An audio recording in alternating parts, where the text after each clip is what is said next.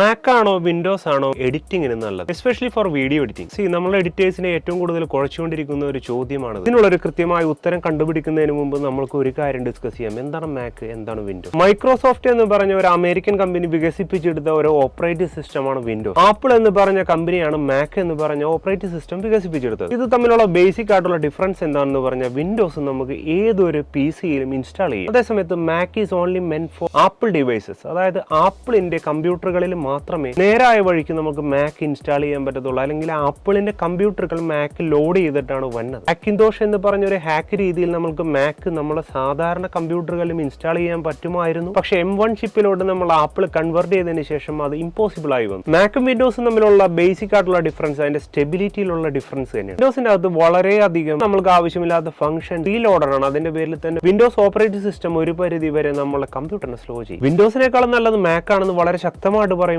നമ്മൾ കൺസിഡർ ചെയ്യേണ്ട ഒരു കാര്യമുണ്ട്. അതാണ് കോസ്റ്റ്. രണ്ട് തരത്തിലുള്ള കോസ്റ്റ് ഉണ്ട്. ഇനീഷ്യൽ എക്സ്പെൻസും പ്ലസ് അതിന്റെ maintenance cost. Mac is നൊട്ടോറിയസ്ലി expensive. ഒരു ബെൻസ് കാർ എടുക്കുന്ന പോലെ ഇരിക്കും ഒരു മാക്കിന്റെ അല്ലെങ്കിൽ ഒരു ആപ്പിളിന്റെ ഡിവൈസ് നമ്മൾ പർച്ചേസ് ചെയ്ത് കഴിഞ്ഞാൽ. ഒരു മാക് വാങ്ങാനുള്ള പണം നിങ്ങളുടെ കയ്യിലില്ലെങ്കിൽ ഞാൻ ഉറപ്പിച്ചു പറയുന്നു നിങ്ങൾക്ക് വിൻഡോസ് ഉപയോഗിക്കാം. ഞാൻ പേഴ്സണൽ ആയിട്ട് ഒരു വിൻഡോസ് യൂസർ ആണ്. സോ കാണുന്ന ഏതെങ്കിലും എഡിറ്റേഴ്സ് ഉണ്ടെങ്കിൽ നിങ്ങൾ കമന്റ് ചെയ്യാൻ മറക്കരുത്. Which is your favourite, Mac or Windows? നമ്മൾ വീണ്ടും കാണും നാളെ ഇതേ സമയം വളരെ ഹെൽപ്ഫുൾ ആയ പുതിയൊരു ടോപ്പിക്കുമായി.